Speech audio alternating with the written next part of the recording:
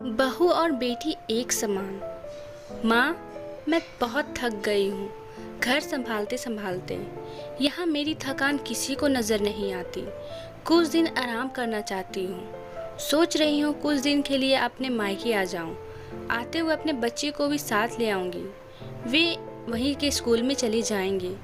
आखिर एक ही शहर में ससुराल और मायका होने का कुछ तो फ़ायदा मिले। पार्वती जी ने दूसरी तरफ से कहा, हाँ बेटी, जब तेरी इच्छा हो आ जाना। आखिर ये तेरा भी तो घर है। ठीक है माँ, तो मैं कल ही आ जाऊंगी। नम्रता खुश होकर बोली। हाँ बेटा, कल आ जाओ, मैं तुम्हारा इंतज़ार करूंगी। अभी मैं फ़ोन रखती हूँ, मुझे मंदिर भी जाना है। पार्वती जी ने फ़ोन रख दिया और सीधे किचन में गई। किचन में खाना बना रही बहू से बोली, अरे अनुपमा सुनो, कल तुम्हारी ननद आ रही है। आज बाजार जाकर फल सब्जियाँ और मिठाइयाँ ले आना। बेचारी मेरी बेटी ससुराल में नौकरों की तरह काम करती है और उस पर कोई ध्यान ही नहीं देता। यहाँ आएगी, कुछ दिन रहेगी तो उसका मन और तबीयत अच्छे रहेंगे। सास के मुंह से ऐसी बात सुनकर अनुपमा का चेहरा उतर गया। वह मन ही मन सोचने लगी, काश आपको मेरी थकावट भी नजर आती। मैं भी दिन रात झाड़ू पोछा बर्तन खाना बनाकर मार्केट जाना और हर काम करती हूँ, जिससे हमारे परिवार वालों को दिक्कत ना हो। काश आप मुझ पर भी ध्यान दे पाती। आपकी बेटी तो जब मन आता है तब यहाँ आ जाती है, लेकिन मैं साल में एक बार ही अपनी माँ के पास जाती हूँ, तब भी आपको प्रॉब्लम होती है। मैं भी इंसान हूँ, मेरा भी मन है, मुझे भी लगता है अपने माँ के पास जाकर थोड़ा आराम करूँ, सुख दुख की दो चार बातें करूँ, अपना मन हल्का करूँ। भगवान, अब तुम ही कुछ करो ताकि मेरी सास की आंखें खुले और मेरी थकावट भी नज़र आए। शाम तक भगवान ने जैसे अनुपमा की सुन ली और उसकी ननद का फ़ोन आया।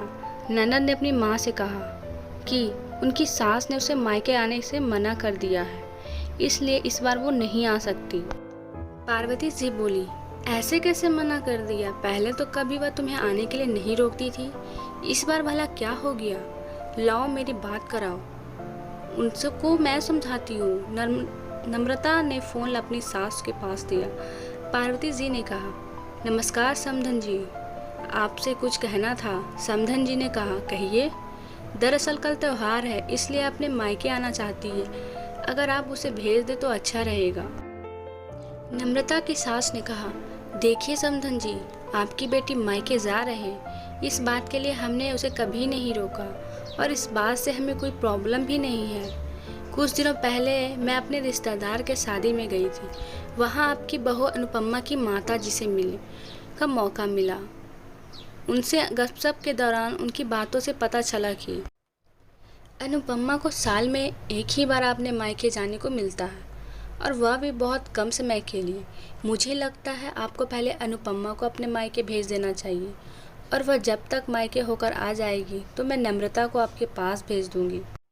आपको समझ लेना चाहिए कि आपकी बहू को भी बेटी की तरह या बेटी से भी ज़्यादा प्यार देना चाहिए। उसे भी मायके जाने की इच्छा होती होगी। हो सकता है नम्रता के वहाँ आने से उसकी अवगत करने के लिए आप उसे उसके मायके नहीं भेजती होंगी, या फिर आप आपसे कुछ कहने से भी डरती हो। अगर आप उसको घर में ही कैद रखेंगे तो एक दिन ऐसा आएगा जब वह आपके खिलाफ बोलने लगेगी, फिर वह आपकी सुनेगी भी नहीं और जब चाहे तब अपने मायके जाएगी। ऐसी परिस्थितियां आने इससे अच्छा है कि आप कुछ ही बदलाव अमल कर लें, जिससे आपका रिश्ता और रिश्ते का मिठास खराब ना हो। पार्वती को अपने समधन के हर एक शब्द में सच्चाई नजर आई। उन्हें महसूस हुआ कि उन्होंने अपनी बेटी के प्यार में अंधे होकर कभी भी अपनी बहू के मन का विचार नहीं किया। उन्होंने हमेशा ही अपनी बेटी को अपने बहू से ऊपर रखा। दूसरी तरफ नम्रता भी अपनी भाभी के बारे में हो रही इस बातचीत को सुन रही थी। उसने भी रियलाइज़ किया कि वह कभी भी अपनी भाभी के साथ ठीक से बात नहीं करती और जब जब वह अपने मायके जाती है तो भाभी थोड़ी उदास रहती है। पार्वती जी अपनी बहू को बुलाया और उसे कहा कि अनुपमा, कुछ दिनों के लिए नम्रता आने वाली है, इसलिए पहले तुम अपने मायके होकर आओ। यह सुनते ही अनुपमा का चेहरा खिल गया, क्योंकि यह पहली बार था जब उसकी सास ने सामने से उसे अपने मायके जाने के लिए कहा था। अगले दिन अनुपमा अपने मायके गई और इस बार 1-2 दिन नहीं, पूरे हफ्ते भर रह कर आई। अपने माँ बाप से, अपने रिश्तेदारों से मिलकर आई और जब वह लौट कर आई तो उसका चेहरा खिल उठा था। उसकी आंखें चमक रही थी। अनुपमा के आने के बाद नम्रता भी अपने मायके आई और इस बार वो खुद सामने से अपनी भाभी से खुशी खुशी मिली और अच्छे से बात की। नम्रता ने अपनी माँ से बात करके उन्हें भी अच्छे से समझने की मदद की कि वह आप कहीं ना कहीं अनुपमा के साथ गलत व्यवहार कर रहे थे। दूसरी तरफ अनुपमा अपने ससुराल वाले के बदले रवैये से बहुत खुश थी। अब बस खुशी खुशी सबका ध्यान रखती और हर काम प्यार से करती। वह ध्यान रखती कि कोई भी ऐसे बात या काम ना करे जिससे घर में तनाव का माहौल पैदा हो। पार्वती जी अपनी बहू को खुद ही समय समय पर मायके भेज दिया करती।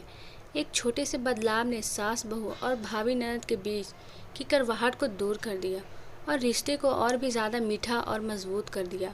यदि आपको वीडियो अच्छी लगी हो तो सब्सक्राइब और कमेंट लाइक ज़रूर करें ताकि ऐसे ही वीडियो आपको आगे भी मिलते रहे। Thank you.